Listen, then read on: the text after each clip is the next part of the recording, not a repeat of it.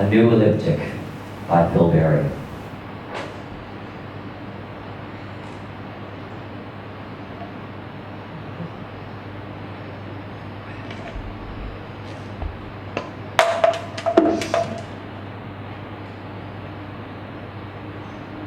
I found Bolson during the first big summer. He was living in a wooden hut, hard up against the bank of a dried-up river. There was a hint of moisture in the shadow, and I joked that he'd probably found the coolest place on earth. He invited me in, tested my intelligence for half an hour, and told me his story. I found him boring at first, this gray-bearded scientist, but since time was no longer of interest to me, I waited. Like him, I had no ties to pull me home.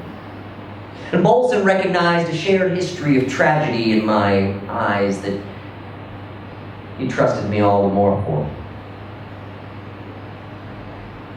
Before the shift, he lived in Switzerland with his family. An unemployed physicist by day, he spent his nights gathering data from the night skies. He was an amateur astronomer who spent his nights finding fainter comets, ever smaller moons, and even new exoplanets. For 5 years, he had little luck. Then, in August 2027, he observed an anomaly during the Perseid meteor shower. Now, the thing about meteor showers is they appear to radiate from a single point. No two hubs should ever cross. But in 2027, 2 meteor trails did cross. Or so Bolson convinced himself. He wasn't filming it, he had no proof. But he calculated the angles and worked through how it could have happened. He observed through a second night. But it didn't happen again. For 3 days, he did nothing but surf the internet. Sure that he couldn't be alone in detecting this anomaly, but there was nothing. Not on this time. Bolson began to suspect a conspiracy. The kind of response I can see him making. I mean, he's just the type, right? Intense, inward-looking. And of course, justified.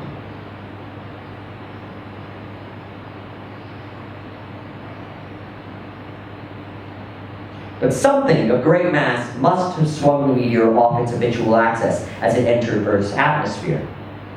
Bolson worked the equations. He calculated the density required of such a body. The answer was beyond belief. But there was no other explanation. If it wasn't being talked about by the scientific community, well, then that was a conspiracy, surely. Unless it had only existed for an instant. The very moment he happened to be looking up at the night sky. Now, Bolson, the physicist, had been contracted by the European Organization for Nuclear Research, you know it as CERN, to help design part of the Large Hadron Collider. That's why he moved to Switzerland in the first place. So Bolson knew that trains of fast-moving protons were capable of causing a whole host of potentially dangerous events.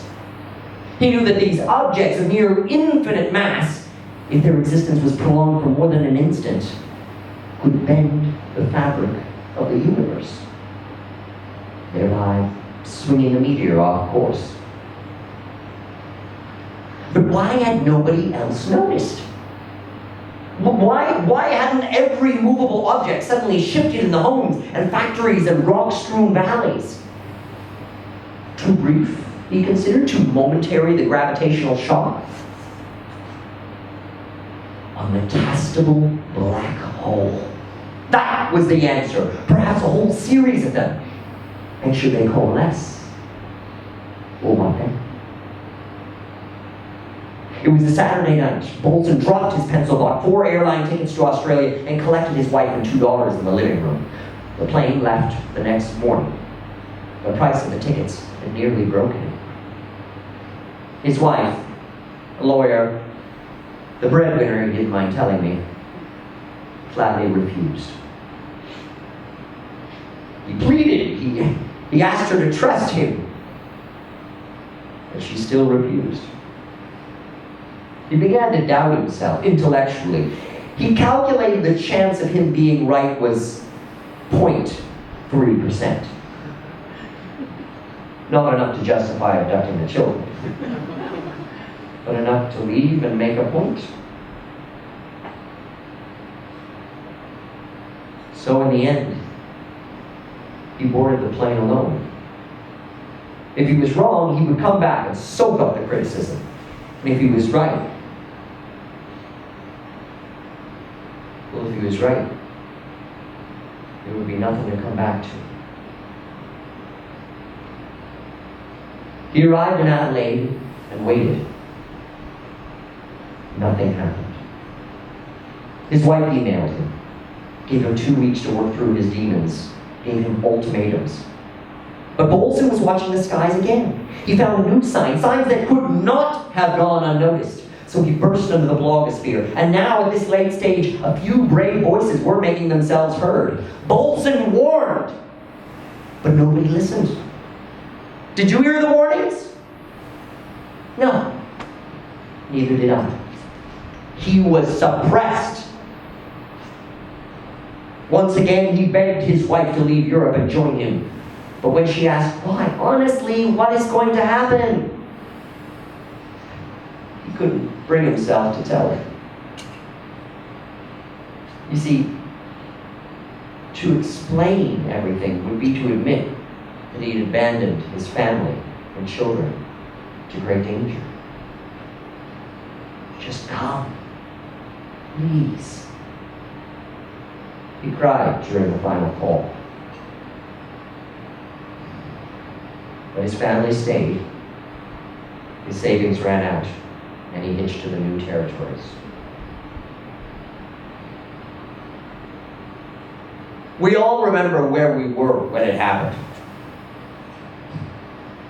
I was in Alice Springs, just a few blocks away from Bolson, as it turns out. He was walking the pavements looking for the cheapest hotel. The ground rose 10 inches without warning. We were thrown into the air. Many had their legs broken, some their spines, some their necks. Those in wheelchairs capsized, those on bicycles went airborne. Buildings collapsed, dogs tumbled, and birds flew into the sky, blocking the sun.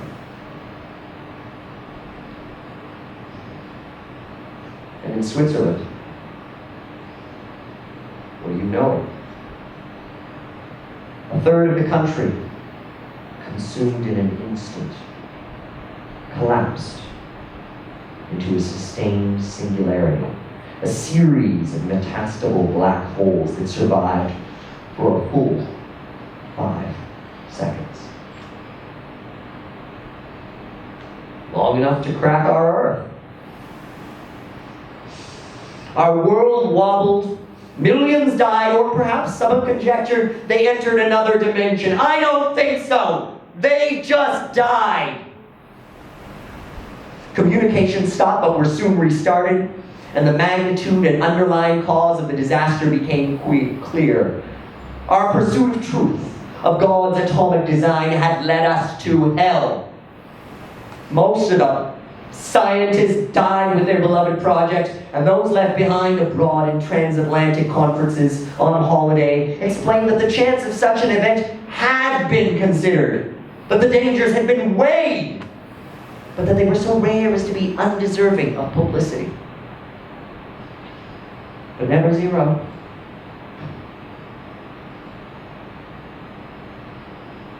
They took a risk on our behalf. They did not ask our permission.